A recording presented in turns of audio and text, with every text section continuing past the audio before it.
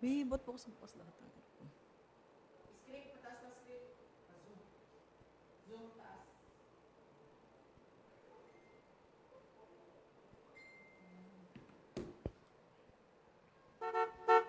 Kapitolyo! Kapitolyo! Biyaheng Kapital! Ang tinig ng inyong pamahalaang panlalawigan ng Batangas. Biyaheng Kapitol! Tumatalakay sa may pusong mga proyekto at programa. Biyaheng Kapitol! Tampok ang may puso at talinong serbisyo at paglilingkod. Biyaheng Kapitol! Bibida ang mga programa, proyekto at aktibidad sa gabay ng Hearts Program.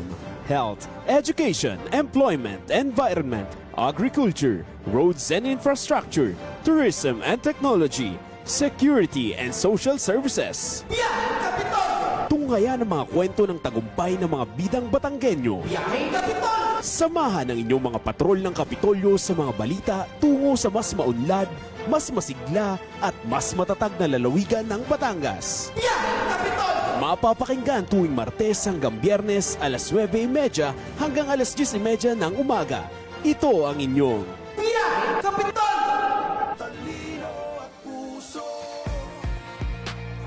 Magandang umaga, Southern Luzon! Magandang buhay, lalawigan ng Batangas. Ayan, bagong araw, bagong simula at syempre bagong pag-asa. Kami po ang inyong mga katuwang sa pagbabalita, handang sumama sa inyong biyahe ngayong umaga sa anumang panig ng lalawigan. Sa radyo man o online, kami ang inyong kasama.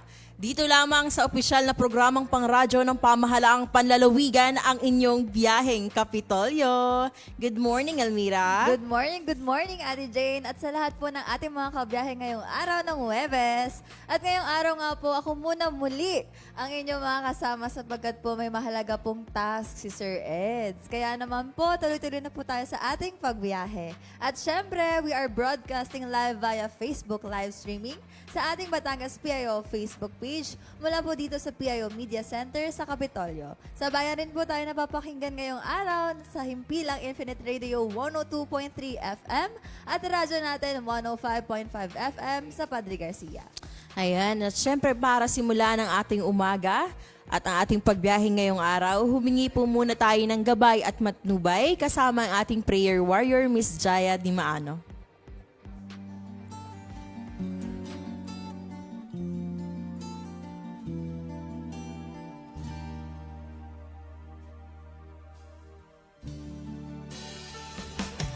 Kung ang buhay mo ay walang sigla, laging takot at laging alala, tanging kay Jesus makakaasa, kaligtasa'y lubos na ligaya. Siya ang dapat tanggapin at kilalnin sa buhay mo. Siya noon, bukas, ngayon, sa dalangin ko'y tugon. Siya ay si Jesus sa habang panahon. Kaya't ang lagi mong pakakatandaan, siya lang ang may pag-ibig na tunay. Pag-ibig na tunay, siya ang iyong kailangan. Sandigan, kaibigan mo, siya ang araw mong lagi at karamay kong sawi. Siya ay si Jesus sa bawat sandali. Siya ang dapat tanggapin at kilalnin sa buhay mo. Siya noon, bukas, ngayon, sa dalangin ko'y tugon. Siya ay si Jesus sa habang panahon.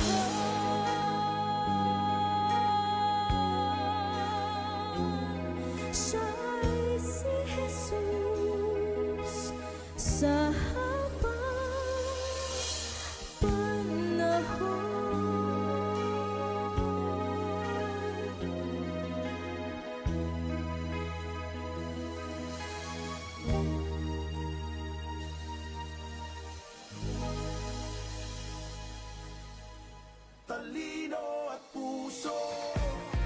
Ayun, maraming salamat Ate Jaya and good morning sa iyo, talagang napakagandang prayer song na handog ngayon pong araw. At syempre tuloy-tuloy na po tayo sa ating pagbasada ngayong araw ng Thursday, ika-11 ng Setyembre 2025. Muli niyo po kami samahan para sa 9th season ng ating programa, Ang Biyaheng Kapitolyo, para sa ating paghahatid ng mga kaganapang amin nakalap at tinutukan po dito mismo sa ating lalawigan, maging sa ating bansa.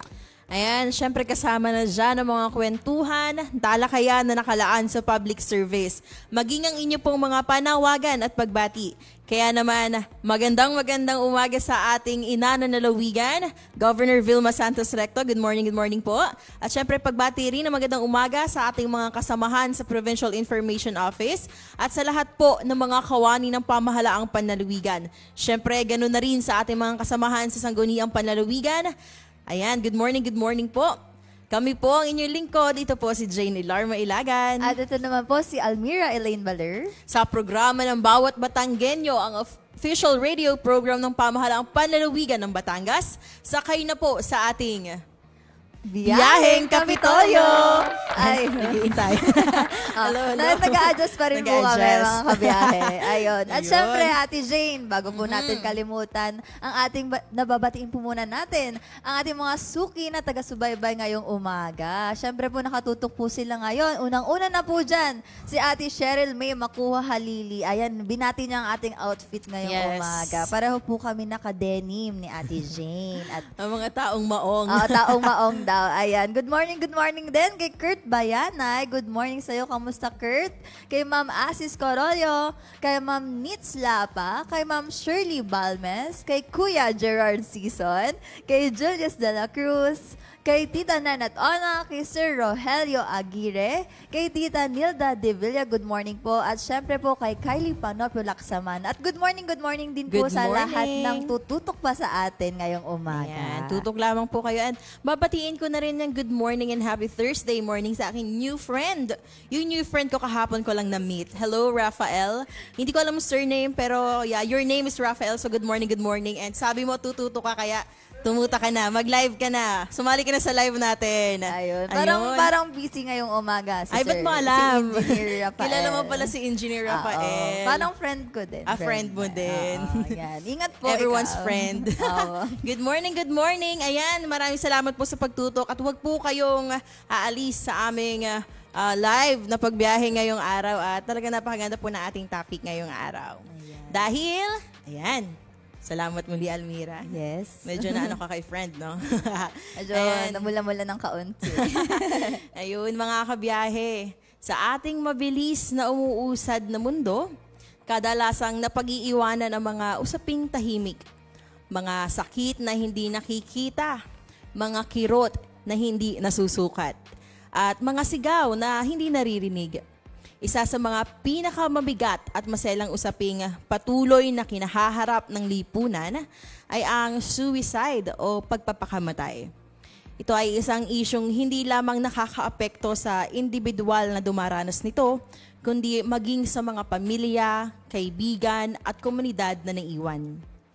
Kahapon nga po, 10 ng Setyembre, ay ipinagdiwang ang World Suicide Prevention Day. Ito ay isang pandaigdigang kampanya na may layuning itaas ang kamalayan, magbigay ng tamang impormasyon at magbigay ng espasyo para sa bukas at tapat na usapan hinggil sa mental health at suicide prevention. Siyempre, binibigyan din ito na ang bawat buhay ay mahalaga at bawat boses kahit pamahina ay dapat pakinggan. Ang World Suicide Prevention Day ay paalala sa atin na ang pagpapatiwakal ay hindi simpleng desisyon o kagustuhan lamang ng isang tao. Kadalasan, ito ay bunga ng matinding emosyonal na sakit, pangmatagalang depresyon, trauma, kawalan ng suporta o pakiramdam ng pagiging walang halaga.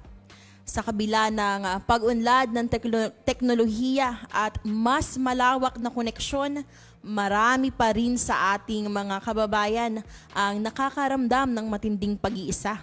Isang katahimikang mapanganib at madalas ay hindi napapansin. Sa panahong ito po, layunin nating buwagin ang stigma sa usapin ng kalusugang pangkaisipan. Kailangan unawain ang pagkakaroon ng mental health condition ay hindi kahinaan ng pagkatao, kundi isang karanasang nangangailangan ng malasakit, pakikinig at profesional na tulong. Ituturo rin ng araw na ito na may magagawa tayo bilang kaibigan, magulang, guro o kapwa upang maging bahagi ng solusyon. Ang pagpapakamatay o suicide ay isang seryosong suliranin pangkalusugan na may matindi at pangmatagalang epekto sa sino mang maapektuhan nito. Ayon nga po sa World Health Organization, higit 700,000 na tao ang namamatay dahil sa pagkamatay bawat taon. Ngunit ang mahalaga, maiiwasan ang pagpapakamatay. Ang simpleng pagbati, tanong na, kamusta ka na, o pagbibigay ng oras upang makinig ay maaaring maging unang hakbang tungo sa paghilom ng isang pusong sugatan. Sa panahon kung kailan marami na ang tila naliligaw at naghahanap ng pag-asa, pangunawa ay maaaring magsilbing liwanag sa gitna ng dilim. Ayan, sabi mo nga Almira, 700,000 ang nawawala ng buhay o nagpapakamatay. Opo. Ayon ito sa the World World Health Health Organization. Napakalaking bilang, nakakalungkot at sana hindi ko sasabing umunti pero sana matigil na itong Opo, or kahit po tayo pong kapwa, sa ating kapwa po ay maging kumbagay open na tayo ay magtulungan, tayo ay makinig sa isa't isa, hindi yung tayo ay madadrag down na lang din sa ating sarili. Siyempre po, ang una pong nating titingnan ay ang ating sarili po, ang ating motivation po ay ang ating sarili, tapos ang ating kapwa rin, syempre.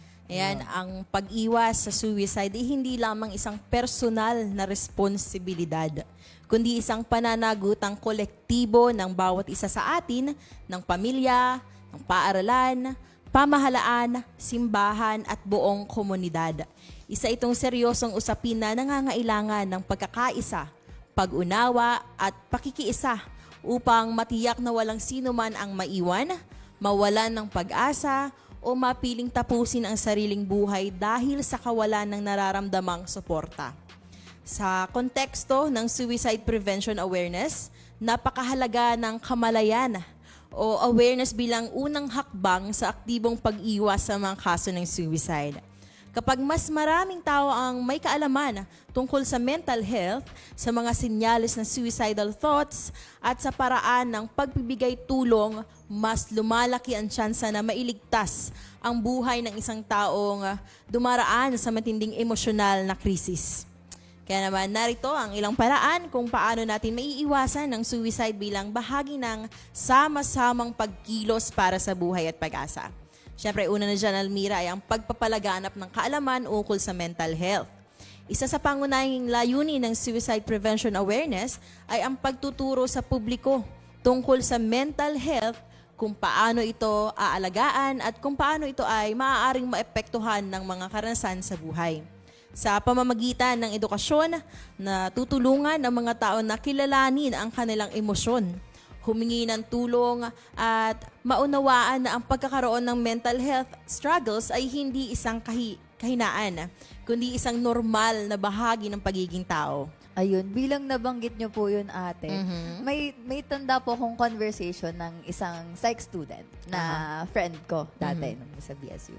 Sabi ko, bakit parang okay naman. Kumbaga po, napapag-usapan naman po talaga ang mental health sa atin. Kaso, tinanong ko po kung ano yung status mismo ng ating, yung sila po, ng mga psych mismo na doctors, ng mga nagpa-practice. Sabi nila, kulang at kulang pa rin daw po ang mga nagpa-practice ng pagpapatibay po ng mental health ng ating mga tao. Kasi syempre po sa Pilipinas, ilan ba ang population natin, ilan lang, kumbaga po ay hindi pa rin daw sumasapat yung mga nagpa-practice ng psych para po may nagpapatibay na meron silang makakausap na professional. At sa dami rin ng tao sa Pilipinas, sa buong mundo, ay hindi rin natin alam kung sino talaga ang Yes, dumaraan sa matinding yes. pagsubok na Hindi ito. lahat ay nahingi ng tulong. At hindi lahat ay open. Yes, Ayun. opo. Yan, ang pangalawa ay ang pagkilala at pagtugon sa mga babala ng suicide. Ang mga awareness campaigns ay nagsisilbing gabay upang maunawaan natin ang mga maagang senyales ng suicidal ideation, gaya ng biglaang pag-iisa, pagbabago ng ugali, panlalamig sa relasyon, pagsasalita tungkol sa kamatayan, at pagkawala ng interes sa mga dating kinagigiliwan. Kung agad itong makikilala ng mga taong nasa paligid, especially yung pamilya, maaga ring maipapaabot ang tulong bago pa ito humantong sa trahedya. Ayun, malaking bagay din po pala talaga ang inyong support system. Yes. Kumbaga natin natawag. Number one yun. Number one. Suporta. Sarili, tapos suporta po from family, from Yes. friends. Sa mga araw-araw na nakakasama at nakikita. Opo, yun. At di lang nabanggit nga po natin yan. Ang pangatlo po, pag-alis ng stigma sa usaping mental health. Siyempre po, meron po tayong mga support system na tinatawag. Yes. Or mga tao nasa paligid. Siyempre po, may iba dyan na siyempre, minsan, di nila nare-realize na akala nila ay ang kanilang words ay kumbaga nagbibigay ng support or encouraging ay hindi lahat ng bagay na sinasabi po ng mga tao ay encouraging. Minsan Yes. ay na-neglect nila or kumbaga ay may term dun mismo na Ano yan? Kaya mo yan, Almira? Help ba? help po, help. Yeah. Basta, kumbaga ay nasasantabi nila yung Oo. nararamdaman Oo. ng isang taong yun na okay, minomotivate nila tong taong to na, sige, kaya mo yan. Yung backhanded comments yun na, kaya mo yan, ikaw naman ay ganun. Hindi na nga kaya. Kailangan ng may nakikinig. Ayun. That open din yung pinagsasabihan Opo, talaga. na pakinggan muna. Pakinggan muna ako. bago bigyan ng opinion. Yes, hindi magbigay ng mensahe. Opo, yung simula pa lang ng conversation ay, ganto, pare, ganyan, sis, ganto. Hindi, sis, kaya mo yan. Ganon agad ang sinasabi. Kasi Oo. ganun ang pagkakakilala ng taong yun sa iyo. Kaya siguro minsan, hindi, kaya mo yan. Oo. Matibay ka. Minsan po, okay, sige, yung encouraging words is okay, pero i-assess nyo muna din yung kaibigan nyo kung ang kailangan niya ba is encouraging or ang kailangan niya is pakinggan mo na lang muna. Tama. Or kailangan niya lang ng makikinig. Kasi Yes. lalo na kung yung friend mong yun, bihira lang mag-open, mas kailangan niya na nakikinig kaysa yung encouraging words. Kasi alam na naman, ang mga tao ay alam naman nila na sila ay malungkot, sila ay mabigat ang pakiramdam. Kailangan lang talaga ng nakikinig na hindi yung Yan, may kilala akong tao nga, Almira, na pag yung punong-puno na siya, kailangan niya lang ng taong makikinig. Huwag ka na lang umimik. Oo. Parang may ganun tao na parang mas nakakaluwag sa kanilang sabihin lahat. yes. Sa isang taong yon, kahit wag na lang siya umimik, basta may boost niya lang yung kanyang emosyon, masabi niya lang yung gusto niyang sabihin.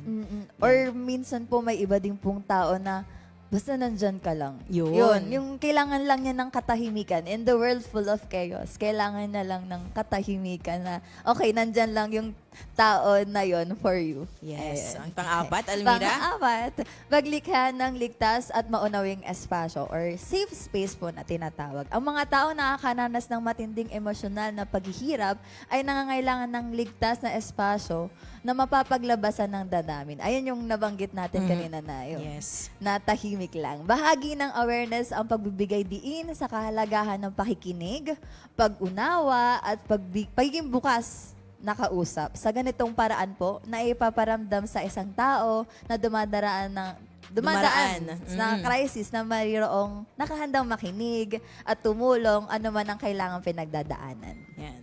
Ayun. At panglima po, pagpapalaganap ng impormasyon tungkol sa serbisyong maaaring lapitan. Hindi sapat ang simpleng pagkakaalam na may problema, mahalaga rin po na malaman na maaari pong humingi ng tulong ang isang tao sa pamamagitan po ng suicide prevention awareness na ipaabot po sa publiko ang impormasyon tungkol sa mental health services, crisis hotlines, at organisasyong handang tumugon sa mga nangangailangan. Ayan, pang-anim, pagpapatibay ng suporta mula sa pamilya, paaralan at pamayanan. Malaki po ang papel ng mga institusyon tulad ng pamilya, paaralan, simbahan at komunidad sa pag-iwas sa suicide. Kung ang isang individual ay nararamdamang ligtas at tanggap sa kanyang paligid, mas bumababa ang pangarib ng pagnanais na tapusin ang sariling buhay. Layunin ng awareness ang palakasin ang koneksyon ng bawat isa sa kanyang kapwa. Ayun, tama. Palakasin ang koneksyon sa bawat isa sa kanyang kapwa. Ang paulit-ulit na sinasabi, maging open, maging bukas. Yes. Hindi lang yung nagsasalita, kundi yung nakikinig ay dapat maging bukas din sa kanyang pinakikinggan. Opo. Yan. Yes. Yes. Pang-pito ay ang pagtalakay at pagresolba sa mga ugat ng pagpapakamatay gaya ng bullying at iba pang uri ng pang-aapi. Madalas ang mga pinagmumula ng suicidal thoughts ay mga karanasang gaya ng bullying. Number 1, yes. Domestic abuse, sexual harassment, discrimination at trauma. Mahalaga ang papel ng awareness sa pagtuturo kung paano ito maiiwasan, matutugunan at malalabanan sa level ng komunidad at institusyon. Yun Ayan. nga po ate yung sinasabi na cruel enough na nga ang mundo. Eh, kayo nga sa ating kapwa po ay piliin nating maging mabuti kasi hindi po natin alam kung anong pinagdadaanan ng isang tao sa araw-araw. Tama. Hindi lahat ay okay. Okay, kung masaya ang buhay mo, okay. Pero kasi kahit may ibang tao kasi na facade lang yung happy sila. May mga pinagdadaanan din yung tao yun. Hindi lagi masaya, hindi lagi okay. May times din na nadaan niya na malungkot. Meron din po na kitang-kita natin kung gaano kabigat na yung nararamdaman nila. Kahit doon man lang ay a simple smile. Ganon, a simple smile, a simple kamusta, a small conversation, it might help someone po. Tama. Na, And Almira, bullying. Ang bullying maraming tawag dito. Maraming ways Madaming- siguro dahil ang bullying hindi lang siya verbally pwede din tong physical. Pero sa pagkakala ko mas marami yung verbal. Na bullying at dahil sa nangyayaring ito sa verbal bullying parang iba yung sakit na nararamdaman kasi tago iba Opo. yung hindi kayo nasaktan physical pero kaloob-looban ay talagang iba ang epekto nun sa iyo at para dun sa naapi na bully ay hindi yun basta-basta mawawala sa kanya. True. Kasi nagsistick siya oo, sa... nag-stick kahit lalo na at kung yung mind. nabuling yun ay may pinagdaraan ng mental health, no? Nadakadagdag po siya sa bigat na nararamdaman. Yes. May iba kasing bullying na hindi nila alam na bullying na pala yun. Kasi Yes, minsan, hindi sila aware. biro lang siya. Hindi nila alam na sa taong yun, na natanim na pala sa mind dyan na, ganito pala ako. Hanggang sa maapektuhan na yung kanilang mental health. Hindi lahat ay strong enough para ma-handle yung simple comment na yun. Yung simple comment sa ibang tao ay malaking bagay sa kanilang sinasabihan. At sa mga bullies, 'di ba? Siguro kaya nagiging way nila ito kasi nabubuli rin sila. Oo. Pero hindi para ikaw ay gumante sa ibang tao. Tama. Yes. Tama ako, 'di ba? Opo, tama, Ate Jane. Ayan, pang-8, pag-aalaga sa mga naiwang pamilya at kaibigan ng mga biktima ng suicide.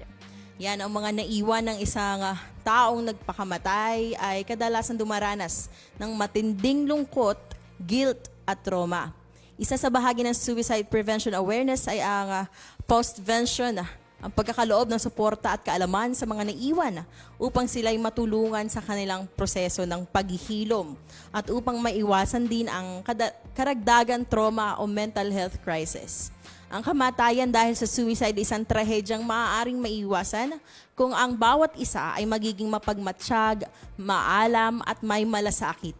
Sa pamamagitan ng suicide prevention awareness, natututo tayong pahalagahan hindi lamang ang ating sariling buhay, kundi ang buhay ng ating kapwa. Opo. Yun, isa pa din po yung mabigat na bagay yung mga taong maiiwan nung gumawa nung bagay na yun ng suicide.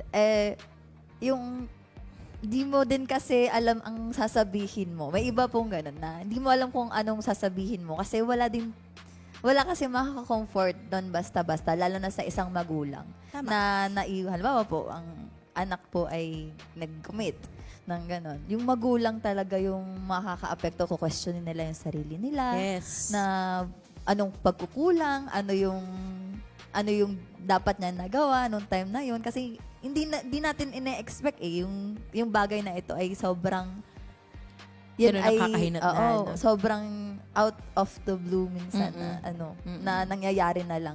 Kailangan Kaya- talaga malasakit sa bawat isa. Yes. At As long as bukas ang iyong puso at isipan ay isang malaking bagay na iyon. yes, basta pag-uusapan na lang talaga na or kumbaga ay choose to be kind na lang talaga to everyone, to anyone. Yes. Kaya, at sa panahon nga pong ito, marami pong hamon ang kinakaharap ng mga tao mula sa personal na problem hanggang sa mga krisis sa lipunan. Mas lalong kailangan ang pagkakaroon ng isang komunidad na handang makinig, umunawa at tumulong. Sa ganitong paraan po, ang bawat isa ay nagiging bahagi ng solusyon sa lumalalang suliranin ng suicide.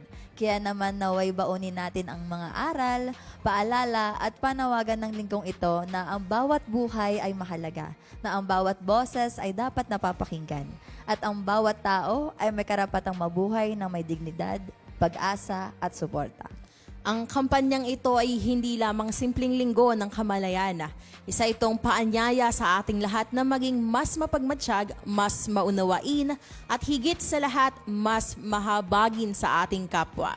Sapagkat kung minsan ng isang simpleng kamusta ka, ang tahimik na pakikinig o presensya ng isang kaibigan ay sapat na upang makapagligtas ng isang buhay. Naway magpatuloy tayo sa pagiging bahagi ng positibong pagbabago sa ating mga tahanan, paaralan, opisina at pamayanan. Sama-sama nating itaguyod ang isang lipunang hindi nagbubulag-bulagan sa sakit ng iba, kundi handa at bukas makinig, umalalay at magmahal. Sa pagtatapos ng linggo ito, huwag natin tapusin ang malasakit. Ipagpatuloy natin ang laban para sa buhay araw-araw. At tandaan, hindi ka nag-iisa. Laging may makikinig at syempre laging may pag-asa. Ayun. Ayan na nga napakaganda po. naman ang last line ni Ate Jen. Yes. Laging may makikinig at laging may pag-asa. Yes. Yes. Okay, tuloy. Ayan na nga po ang una nating talakayan ngayong umaga. Sana po ay minapulot kayong aral at sana po ay maging bukas tayo sa isa't isa. Malasakit. Yan, syempre alamin muna po natin ang magiging lagay ng ating panahon ngayong araw na ihahatid sa atin ng ating mga kasamahan mula sa PDRRMO. Huwag po kayong bibitiw, magbabalik po ang inyong biyaheng Kapitoyo matapos po ang ilang mga paalala.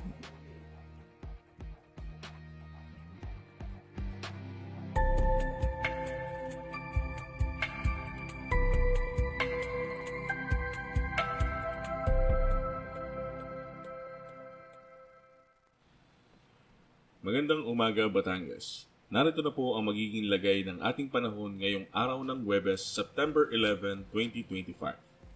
Wala na tayong minomonitor na low pressure area sa loob ng Philippine Area of Responsibility dahil ang binabantayan nating LPA sa Eastern Luzon ay tuluyan ng nalusaw. Sa ngayon ay patuloy ang pag-iral ng easterlies o yung mainit na hanging nagmumula sa karagatang Pasipiko na nakakaapekto sa Luzon at Visayas na magdadala ng mainit at maalinsangan na panahon sa umaga at hapon. Samantala ay mayroon pa rin tayong minomonitor na cloud cluster sa silangan ng Mindanao na posibleng mabuo bilang LPA sa mga susunod na araw. At asahan natin ngayong araw sa malaking bahagi ng bansa ang maaliwalas na panahon at mga posibleng kalat-kalat na pag-ulan o localized thunderstorms sa bandang hapon at gabi. Para naman sa magiging lagay ng panahon sa probinsya ng Batangas, ngayong araw ay asahan ang bahagyang maulap hanggang sa maulap na kalangitan na may mataas na tsansa ng kalat-kalat na maihinang pag-ulan. Sa hilagang parte ng Batangas ay may 90% tsansa ng pag-ulan, sa silangang parte naman ay may 55% tsansa. Samantala, sa kanlurang parte ay may 96% tsansa ng pag-ulan at ang timog parte ng Batangas ay may 70% tsansa ng pag-ulan. Kaya paalala natin sa ating mga magigiting na kabatang na magdala ng pananggalang sa mga posibleng pag-ulan. Ang magiging agwat ng temperatura ngayong araw ng Huwebes ay nasa pagitan ng 24 to 28 degrees Celsius. Si Haring Araw ay sumikat kaninang 5:44 ng umaga at lulubog mamayang 6 ng hapon. Sa anumang oras at pagkakataon, tandaan, ang kaligtasan ay nasa kahandaan. Para sa isang matatag at ligtas na Batangas, ako po si Russell mula sa Batangas Provincial Disaster Risk Reduction and Management Office. Hanggang sa susunod na ulat, magandang umaga. Aray, ano ka namang lamok to? O anak, bakit? Nakagat po kasi ako ng lamok. Naku, wag ka magpakagat sa lamok. Uso na naman ngayon ng dengue, anak. Lalo na ngayong tag-ulan. Dengue? Ano ka po yung dengue, Nay? Ang dengue ay isang uri ng impeksyon na sanhi ng virus na dala ng kagat ng lamok na Aedes aegypti. Kadalasan ang may sakit na dengue ay nakararanas ng biglaang pagtaas ng lagnat, matinding sakit ng ulo, pagsakit ng kalamnan at kasukasuan, kawalan ng ganang kumain, pagduduwal at pamamantal sa balat. Kung nararanasan ang mga nasabing sintomas, kinakailangan kumonsulta na kaagad sa pinakamalapit na health center o ospital upang maiwasan ang anumang komplikasyon. Iwasan po natin ang pag-inom ng gamot na hindi nireseta ng doktor. Naagapan ng severe dengue sa agarang pagkonsulta sa doktor at kakaunti lamang sa mga nagkakadengue ang nagiging grabe o severe. Para makaiwas sa dengue, tandaan ang 4S na isinusulong ng Department of Health. Una, search and destroy breeding place. Hanapin at alisin ang mga bagay na pwedeng maipunan ng tubig na maaaring pangitlugan at pamahayan ng mga lamok. Pangalawa, seek early consultation. Agad kumonsulta sa doktor kapag makakaranas ng anumang sintomas ng dengue. Pangatlo, self-protection measures. Gumamit ng proteksyon laban sa kagat ng lamok tulad ng insect repellent, magsuot ng mahabang kasuotan, maaaring gumamit din ng kulambo at iba pa. At ang pang-apat, say yes to fogging in times of impending outbreak. Maaring magpausok sa komunidad kung may banta ng dengue outbreak. Ngayong tag-ulan, dengue ay iwasan, kaya ang 4S lagi nating tandaan. Isang paalala po mula sa pamahalaang panlalawigan ng Batangas at ng himpilang ito. Toto Pito, 7 healthy habits na go na go. Move more, eat right. Ang tamang pagkain at pagkilos ang pundasyon sa malusog na pamumuhay. Ngunit sa Pilipinas, marami pa rin ang hindi nakakakain ng tama at hindi sapat ang ehersisyo. 2 sa 10 bata na wala pang 5 taong gulang ay kulang sa timbang, habang 1 sa 10 bata naman ang sobra sa timbang at obese. Sa tamang diet at ehersisyo, maiiwasan natin ang lumalalang banta ng malnutrisyon at obesity. Maiiwasan din natin ang mga non-communicable diseases tulad ng diabetes, sakit sa puso at stroke. Para tayo'y manatiling malusog sa anumang edad, sundin ang mga tips na to. Gumalaw ng 30 to 60 minutes kada araw. Tangkilikin ang active transport tulad ng pagbibisikleta at paglalakad. O gumawa ng mga aktibong gawain tulad ng paglilinis ng bahay.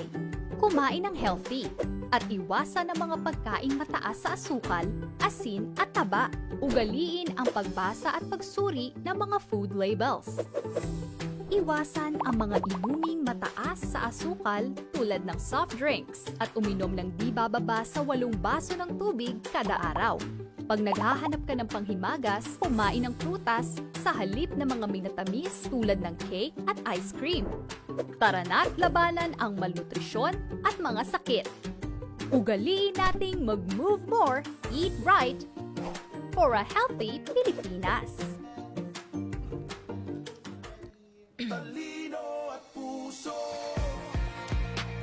Ayan, muli pong nagbabalik ang inyong biyaheng Kapitolyo and Almira. I-share natin sa ating mga kabiyahe na nakikinig at makikinig pa ay regarding po sa aming topic kanina sa World Suicide Prevention Awareness ay may inihahandog pong tulong ang ating BAT-MC. Maaari pong magtungo sa outpatient department at doon po sa ating mga doctors, pwede po kayong makipag-ugnayan upang kahit papaano po ay makatulungan at maihingan ninyo ang inyong nararamdamang problema. Ayan, para sa profesional na tulong na handog ng BAT-MC, Ayan, maraming salamat po sa ating Bat MC. Ayan, thank you po. Gusto ko yung napakaano mo doon. Ayan. At tayo po'y magtungo na sa ating mga pagbabalita. Mula po sa bulwagan ng pangbalitaan ng inyong biyaheng Kapitolyo, narito na po ang pasada ng mga balita. Sa pamamagitan ng HEARTS program ni Governor Vilma Santos Recto at sa pangunguna ng Provincial Health Office na pinamumulaan ni Dr. Gerald G. Alday, matagumpay na idinaos ang Buntis Congress 2025 na may temang Kalusugan Mo, number 1 sa puso ko. Alagang buntis na may tamang gabay at tungo sa matatag na Batangas. Layunin ng pagditipong ito na mapalakas ang kaalaman at kamalayan ng mga buntis hinggil sa kalusugan ng ina at sanggol. Gayon din ang kahalagahan ng wastong pag-aalaga mula pagbubuntis hanggang panganganak at pagkatapos nito. Dinaluhan ito ng 82 ng mga pregnant nating women mula sa Batangas City, kasama mga midwife at barangay health worker, BHW, na katuwang sa pagbibigay ng pangunahing serbisyong pangkalusugan sa mga komunidad. Bilang mga pangunahing tagapagsalita, ipinahayag ni Dr. Briselba Bea M. Sarabia, Medical Specialist 1, ang mga mahalagang kaalaman tungkol sa reproductive health on prenatal o wastong pag-aalaga sa pagbubuntis. Habang ibinahagi naman ni Dr. Rachel Diomampo Wico, Medical Officer 4 ng BAT-MC, ang mga kaalaman hinggil sa postpartum at family planning methods upang matiyak ang kalusugan ng ina at sanggol matapos manganak. Ipinapabot po ang taus-pusong pasasalamat sa mga sponsors na naging katuwang sa matagumpay na pagdaraos ng kaganapang ito. Ang Buntis Congress 2025 ay naging daan upang mas mapalapit ang mga serbisyong pangkalusugan sa mga buntis, masigurong sila ay may sapat na gabay at maitaguyod ang mga ligtas at malusog na pagbubuntis sa Batangas. Patunay ng pangangalaga at pagmamahal ng pamahalaan at mga katuwang nitong ahensya para sa matatag na kalusugan tungo sa isang matatag na Batangas. Ayun, samantala, ipinamahagi naman ng pamahalang panlalawigan ng Batangas ang assistance to individual in crisis situation sa mga benepisyaryong Batanggenyo mula sa 3rd District ng Batangas. Noong araw po yan ng Martes, ika-9 ng Setyembre 2025 na ginanap sa lungsod ng Santo Tomas at bayan ng Cuenca. Nasa 169 na Batanggenyo ang nabigyan ng naturang tulong pinansyal na pinangasiwaan ng Provincial Social Welfare and Development Office o PSWDO. Kasabay po nito, ipinagkaloob din ng Kapitolyo ang Provincial Service Incentive sa 65 na mga retiradong barangay officials at 10 tagapamayapa na naisakatuparan naman mula sa pangunguna ng Provincial Assistance to Community Public Employment and Youth and Sports Development Office o PACPACE. Layunin po nito na pagbibigay ng insentibo at paggagawa ng sertipiko na kilalanin ang hindi matatawarang serbisyo ng mga naturang benepisyaryo sa mga panahon na sila ay naging katuwang sa paglilingkod sa lalawigan. Naging katuwang ng PSWDO at PACPACE sa pamahagi ng nasabing tulong pinansyal ang Provincial Treasurer's Office o PTO, kung saan naghatid din ng kasiyahan ng ilang kawani ng pamahalang panlalawigan. Yan, kasama natin dito si Miss Jaja. Na live na nanonood sa atin. Hello, good Hello morning. po. Thank you so much po. Ayan, pinangunahan ni Dr. Gerald G. Alday, OIC Provincial Health Office, alinsunod sa mandato ni Governor Vilma Santos Recto na masiguro ang no out-of-pocket bill para sa mga pasyente. Kaugnay nito, isinagawa ng Provincial Health Office Batangas ang consultative meeting regarding order of charging of hospital bill using available government and private assistance noong September 8, 2025 sa PHO Conference Room. Layunin ng pagpupulong na ito na mapalakas ang paggamit ng iba't ibang government at private assistance upang mapagaan ang gastusin ng mga pasyente at matiyak na walang Batanggenyo ang maiiwan sa serbisyong pangkalusugan. Nagbigay ng mahalagang mensahe sina Ms. Annaliza Abrenica, Health Service Delivery Division Chief, at Dr. Jose Jess Villanueva, Chief of Hospital Operations, kasama ang iba pang opisyal at kinatawa ng mga katuwang na ahensya. Tinalakay dito ang sample billing, queries at concerns na makatutulong sa pagpapabuti ng ating sistema. Katuwang ng PHO and ang DOH, CHD4A, PhilHealth Office of the Provincial Accountant, PSWDO at iba pang partners bilang bahagi ng pagpapatupad ng Hearts Program ni Governor Vilma Santos Recto para sa matatag na kalusugan tungo sa matatag na Batangas.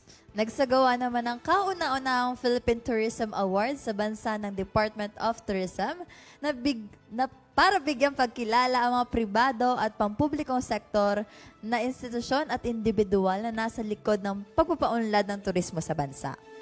Pinangunahan ito ni DOT Secretary Cristina Francisco para bigyang parangal ang mga tinaguriang tourism pillars ng bansa.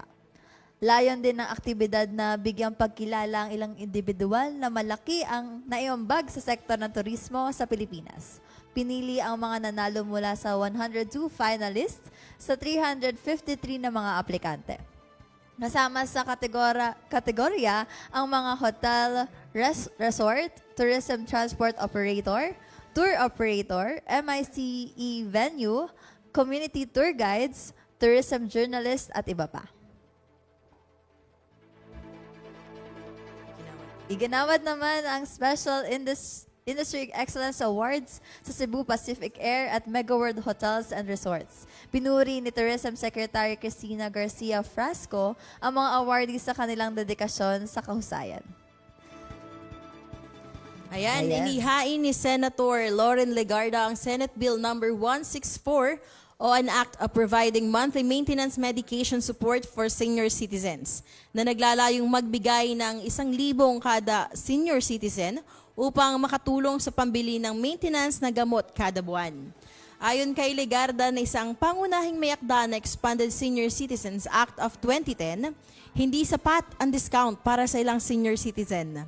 Sa ilalim ng panukalang batas, bibigyan ng maintenance medication support card ang kada senior citizen na hindi pwedeng ipasa sa iba o ipalit sa pera. Magkakaroon lamang ng card ang mga senior citizen kung ang kanilang reseta ay naibigay sa kanakaraang 6 na buwan. Ang pandaraya ay lalapatan ng kaukulang parusa na naaayon sa batas. Ayon kay Legarda, ito ay pagbibigay pugay sa mga naunang naglatag ng daan upang ito ay umunlad. Aniya, ito ay upang bigyang katuparan ang pangako ng Estado na pangalagaan ng mga senior citizen at tinitiyak din niyang walang maiiwan sa kanila. Ayun, napakalaking tulong nito sa ating mga senior citizen. Yes. Bukod sa mga discount, may iba pang discount na matatanggap ang ating mga seniors. Ayan, noted po, Daddy and Mommy. Yes, ating mga senior moms and dads. Ayun. May karagdagan tulong, karagdagan discount. Yan. Gusto ng daddy ko yan, yung discount.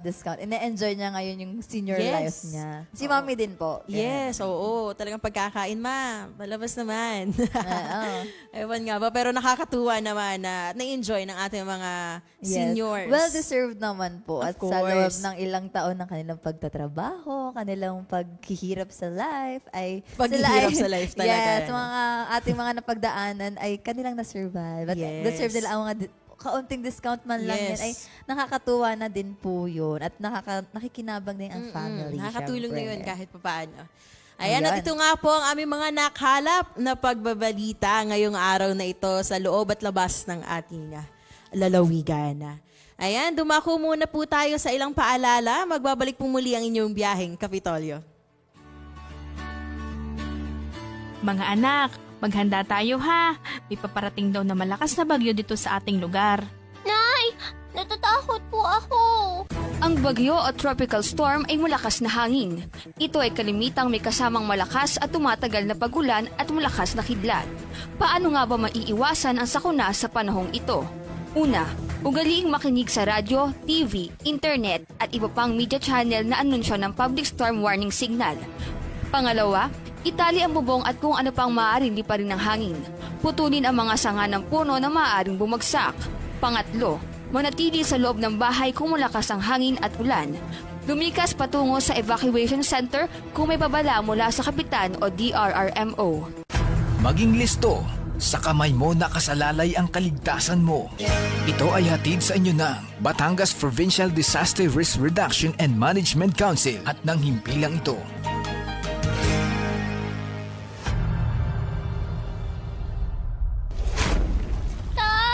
Lumilindol po! Anak, magtago ka sa lalim ng mesa.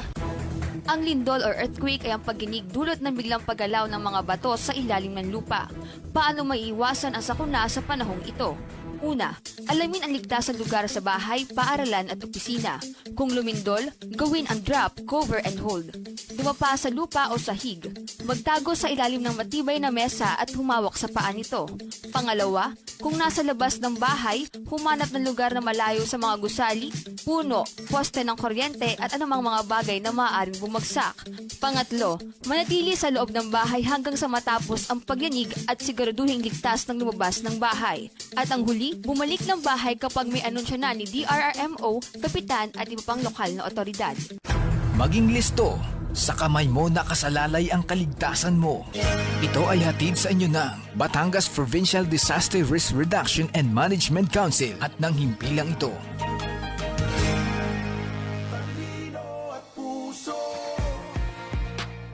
Muli pong nagbabalik ang inyong biyaheng Kapitolyo. Ayan, medyo sumasaya eh.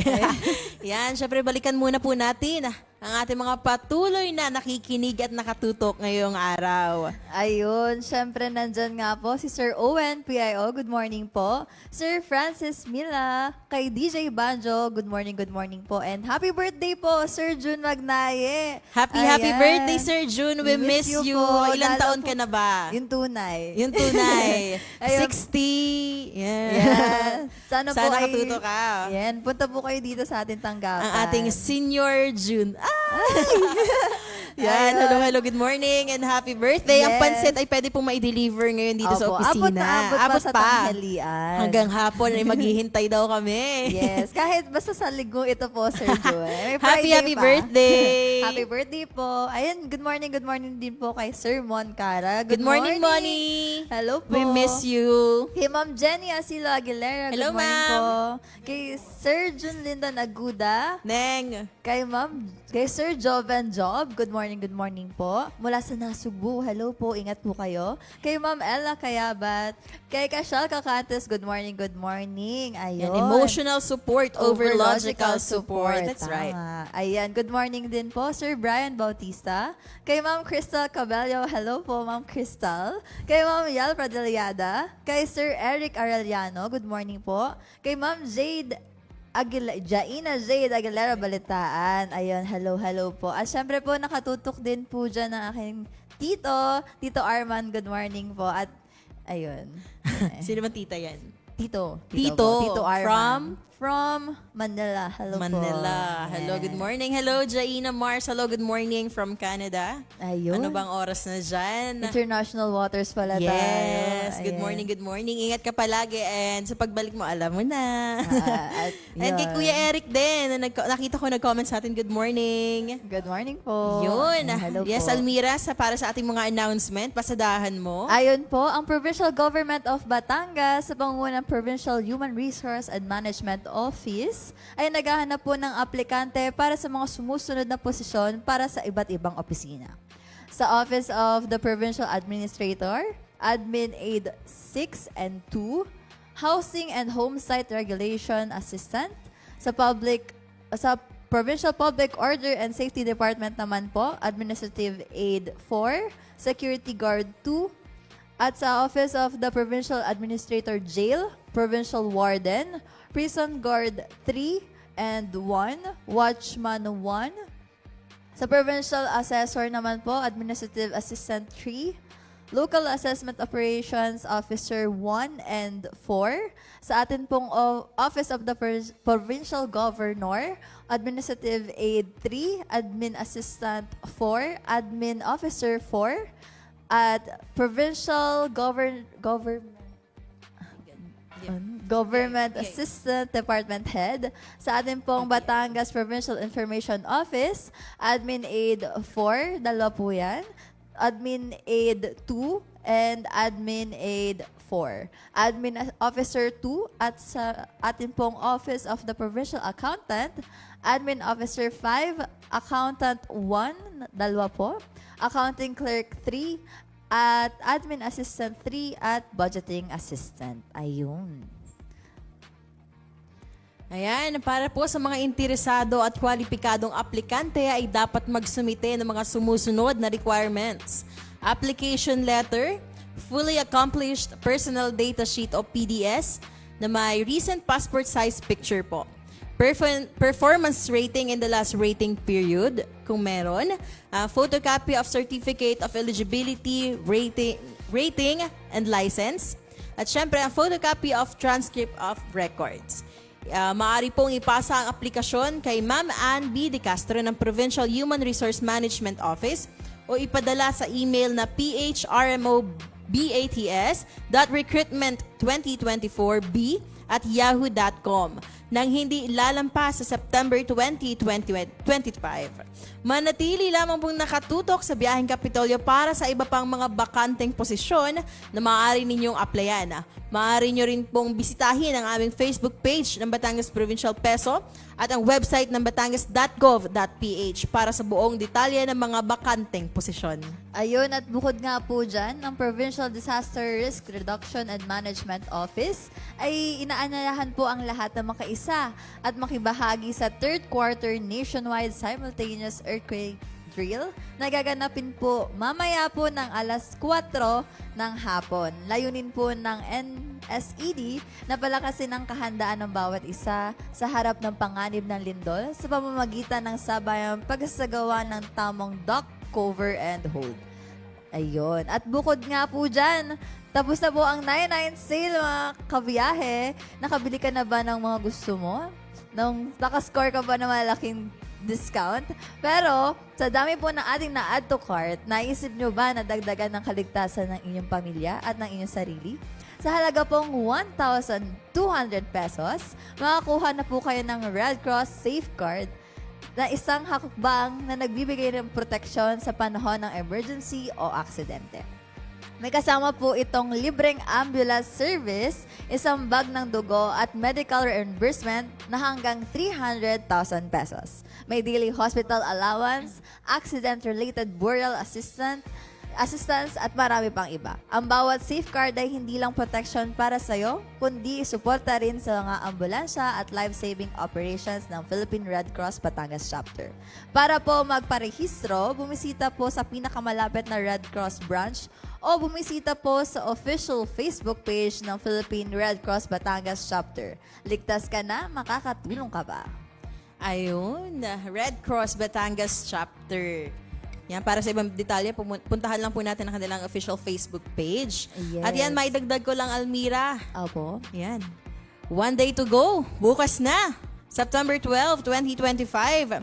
Get ready for the 2025 FIVB Volleyball Men's World Championship happening September 12 to 28, 2025 at the SM Mall of Asia Arena and Smart Araneta Coliseum. For the very first time po, the Philippines takes center stage as the proud host of the Men's World Championship, only the second Asian nation to hold this prestigious event, following Japan's historic edition in 1998 and 2006. A new chapter in sports history is about to unfold right there, right here, right there sa SM MOA. Right there sa SM MOA, diba? Right here on our shores. Tama no, right there sa SM MOA. Yan, pasensya na po. Na-excite kasi exciting to. Ayan, the opening match of the 2025 FIVB Volleyball Men's World Championship kicks off this September 12, bukas na po, at 4:30 p.m. as our very own Alas Pilipinas battles Tanisha at the iconic SM Mall of Asia Arena. Yan. Ayun, hindi pala tayo makakapanood. Hindi tayo makakapanood. At 4:30 po yung simula. Ayun. At may pasok pa tayo at may mga dapat pa tayo Opo. Pero sana po ay ma-enjoy po ninyo ang atin pong volleyball. Yan. Pero ito bukas hanggang 28. Matagal-tagal. Mahaba tong bakbakan ng mga teams. Nadalang hindi lang basta mga napiling mag-volleyball, pero sobra talagang gagaling, balita ko. Pero nanonood po ba kayo ng ganyan? Nanonood Hindi lang ako. kayo ay isang volleyball player. Noon lang panahon ko pa yun. Ayan, at alam ko, mahilig si Julia B. Manood ng volleyball. At saka si Mon. Ayun. Yan. Manonood Attend ba ba kayo kayo? dito? Talagang, Malayo na. Malayo daw. masyadong malayo. Baka naman may online din Of na course, ano, laging may online yan. viewing. Pwedeng manood live. Yan. Ate, meron ka bang mabatiin pa? Ayan, syempre binabati ko ang asawa ko. Ayan, hello Clyde na, yan, nasa laot. Hindi ko alam kung saang laot yan. Pero ingat-ingat ka, biyaheng Asia. Hello, good morning from the Philippines. Ayun, syempre pasalamatan na natin Almira, ang ating mga technical team. Ayun, pinapasalamatan po natin sina Direk Vinson, Roy De Chavez at Direk Arnold Tavares Jr. Hello, thank you so much po sa inyong pagtulong sa amin ngayong umaga. Yes. Kay Gerard Season, kay Crystal Cabello, kay Jun Lindon Aguda, Jundal Maranan, Cheryl May Halili, kay Kuya Julius de la Cruz at kay Tito Roger Aguirre. Ang ating station manager, Ayan. always At present. syempre nandyan din po si Miss Jaja. Hello and thank you so much po sa pagbisita sa Hello, atin. thank you sa support. Ayan. Ayun. And syempre kay Gian Escamilla, hello Direct G, get well soon. Masama daw ang pakiramdam niya kaya wala siya dito sa atin sa studio. Oo, pagaling po kayo. Talagang, Masyado kasing busy. oo, tsaka laganap na talaga ang mga sipon-sipon ng sakit ngayon. Yes. Dahil nagpalit na ang weather. Papalit-palit ang weather. Yes, malamig, mainit, uulan, Yan, tapos ay biglang tirik ang araw. Medyo nagugulan na din po ang ating mga katawan. Medyo naguguluhan na rin ako, Almira. Dahil ganun talaga pag bare month. Yes, Ayan. yan, taglamig. Opo. At asahan na natin na pag September kasi talagang hindi mawawala ang pag-uulan at pabago-bago talaga ng panahon. Oh, tsaka yan, malapit na din yung mga celebrations. So, dapat talaga, ayun, may nagsasabi. Pwede daw yung mahal kita, tas bukas hindi na. Ano, oo, Arnald? Oo nga. Ay, Naka naman may si name Direk drop, Arnald. may name drop. Sorry, hindi pala dapat sabihin. Oo. Yan, hello, good morning din kay Yel. Ayun. Malapit na rin mag-birthday ang kanyang Ay, baby. Hello din po sa aking parents. Hi kay mommy at sa daddy ko na nakatutok ngayong umaga. Sino pa ba nakatutok, Almira? Ay, kay engineer. Hello, good morning. Ingat ka. Yun. Yan, sa patuloy pa rin pong nakatutok at hindi kami iniwan sa aming pagbiyahe ngayong araw ng Thursday. Maraming salamat po sa inyong pagtutok sa ating mga suki. Yan, kay Miss Merlita Villanueva, good morning. Kay Kuya Hans Silva Olimba, Johnson Silva Olimba, good morning. At gusto ko na din batiin ng magandang umaga ang aking tita Marsha. Hello, good morning. Hello po. Ayun. At saka sa mga nasa UB po ngayong umaga, Ayun. ingat-ingat po kayo po sa tayong mga lahat. kasamahan. Ayan, sa ngalan po ng buong pamahalaang panlalawigan ng Batangas. Nang pamuna ang makajos, makakalikasan at makatao, may talino at puso sa bawat Batanggenyo. Hanggang sa susunod na pagtutok, manatili po tayong ligtas, malusog at mapagmatsyag. Ito pong muli ang inyong lingkod, Jane Ilarmo Ilagan. At ito naman po ang inyong ka-partner ngayon sa Bagbiyahe. Marami pong salamat sa muling pag-antabay sa inyong mga kaagapay tuwing Thursday. Ito po muli si Almira Elaine Baler. Hanggang sa ating susunod na pagpasada, ito po ang inyong Biyaheng Kapitolyo!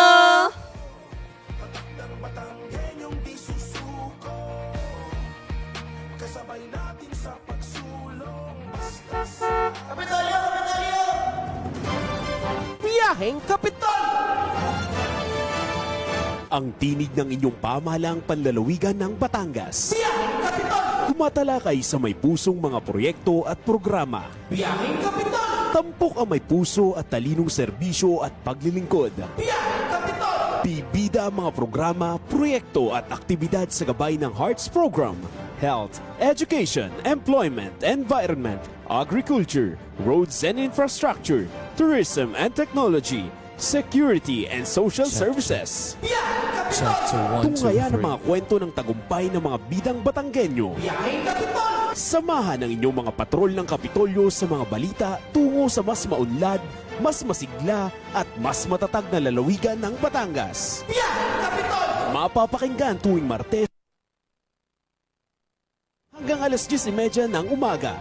Ito ang inyong